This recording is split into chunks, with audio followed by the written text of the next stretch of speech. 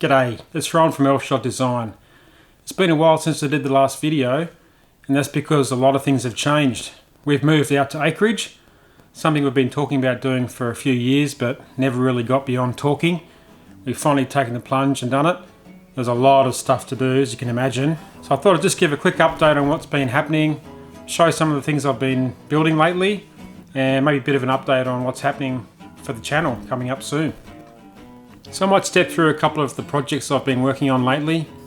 One was an attachment for the quad bike, which allows me to tow wheelie bins down the driveway. I picked up a quick release trailer hitch off eBay for $25, then just made a bracket for it. It's easy to attach the bin, and the balance point sits roughly over the wheelie bin axle.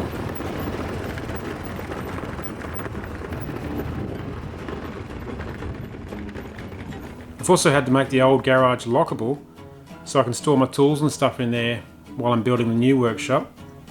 I found some old rejects from blacksmithing practice that I've used to make a lock. It looks a bit rough, but it does the job. When you live further away from the local hardware store, I reckon you've got a good excuse to hang on to scrap, because you may actually use it one day.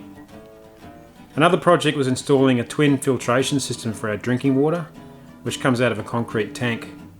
Now, water is one of the things that you ingest every day, so I wanted to make sure I did everything I could to make it safe.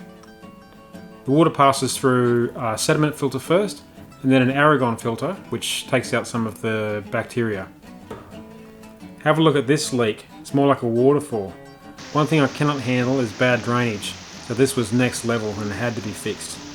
What I've done is designed a custom box gutter, and it's got apron flashing going up either side, so in heavy storms the water should be kept out and there should be plenty of room for water to escape down the downpipe. In case you didn't know, I've got a web page as well, and there's a separate page for every project I put on YouTube, and this is where you'll find any extra details like photos or plans if I ever upload plans for some of the things I build. There's no catch here, I'm just happy to share things while I can. Although I do ask if you consider subscribing, because if there's no one watching there's no point making the films. So please consider that and make sure you turn the notifications on so you know when I publish updates. The stuff I make is always functional. I'm not really into making art that just sits there.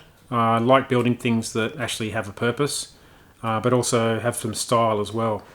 I use mostly reclaimed timber and mix that with steel, so I do a bit of MIG welding. But I also like playing with other mediums like concrete, and I've got some recipes for creating realistic artificial boulders, which also uses colour hardener powders, the stuff they use to stencil driveways for the colouring. So there might be a upcoming project showing that in the future. The shed kit has arrived, which is going to be my new workshop. I'm very excited about that.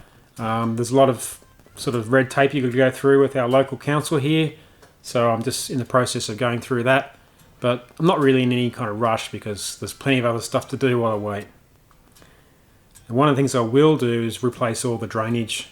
The drainage is underground here, but it's all it's getting a bit tired. It's decades old, so all the water from the 3 roofs from the shed, roofs, all that water will go into a new water tank, which will go down behind the sheds.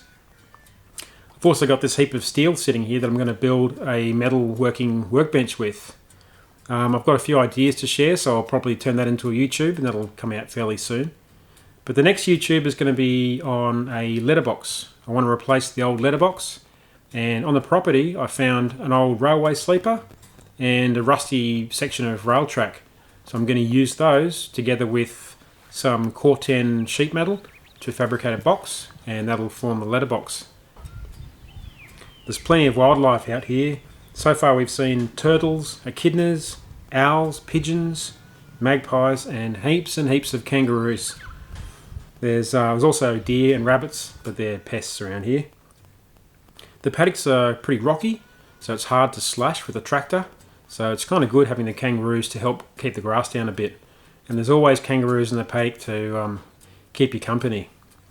Actually, they're funny sometimes, and they can surprise you, the kangaroos. For example, this sandy pit down here was all nice and raked, smooth and clean, ready for my new tank. We came down here one morning and you can see all these markings. It looks like the kangaroos have had some kind of a dance party. And you look at this, look at this bloke down in the shot here. He goes off camera for a sec, and then he comes back around. And if you watch carefully, you'll see him take a swipe at my drone. Get on you, skivvy.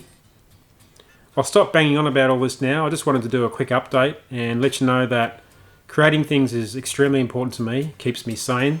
So I'll be back making things again very soon and uploading videos to the channel. Please remember to support me by subscribing and keep creating, keep grinning. I'll see you soon. Bye.